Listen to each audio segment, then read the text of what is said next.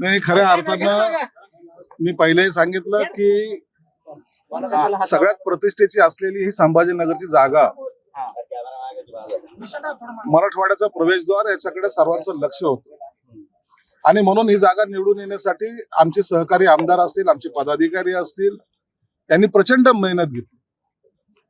उन्हामध्ये, प्रचंड उन्हामध्ये प्रत्येक मतदारापर्यंत पोहोचण्याचा त्यांनी प्रयत्न केला. त्याचा हा परिणाम आहे की आता भुमरे साहेबांना लीडचं प्रमाण आता वाढत चाललेलं आहे.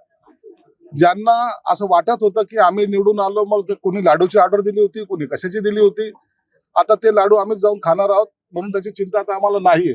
आम्ही आनंद विजयाच्या मस्तीमध्ये नाही, आम्हाला आमच्या कामावर विश्वास होता. आम्ही जी काही कामं मतदारसंघात करतो त्या विश्वासावर मतदारांनी केलेले हे मतदान आहे.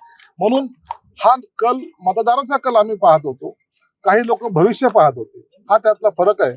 म्हणून आता या 7-8 फेऱ्या झालेल्या आहेत.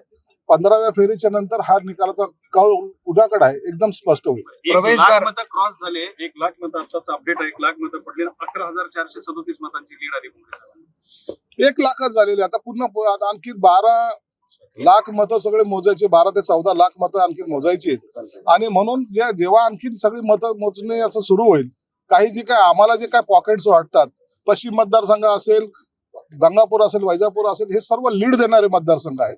आणि म्हणून ही लीडचा आकडा जो आहे तो तुम्हाला वाढताना दिसेल. दुसरा महत्वाचा प्रश्न असा आहे की उमेदवारापेक्षा तुम्ही कसं काय खुश दिसायला? अहो, आम्ही केलेली मेहनत आहे. ज्या याच्याने आम्ही भांडून ही सीट मागितली होती, ती सीट आम्ही जिंकली, याचा आनंद सर्वात जास्त मला आहे. तुम्ही असं म्हणाले की मराठवाड्याच्या प्रवेशद्वारावर हा विजय निश्चित आहे, पण तिकडे मराठवाड्यात मात्र सगळ्या गटगळ्या सुरू आहेत. काय तुम्ही चिंता करू नका. चिंताचं नाही, आम्ही आकडे तुम्हीच सांगितलेले आकडे होते. इथलचा आकडा तुम्हीच सांगितलं होतं की भुमरेची सीट धोक्यात आहे, पिछाडीवर आहेत. सर्वे मध्ये असं आलंय. या सगळ्याच ज्या गोष्टी आहेत, मी आजही कॉन्फिडन्सने सांगतो तुम्हाला की 15वी फेरीनंतर तुम्हाला खऱ्या अर्थानं निकाल कुणाकडे जातो तो तुम्हाला दिसेल.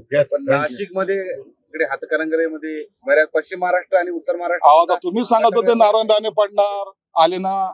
तुम्ही सांगत होते तटकरे, काही खरं नाही. येत आहेत ना, हे जे येत आहेत त्याच्याबद्दल पॉझिटिव्ह पण बोललेलं कधी चांगलं असतं.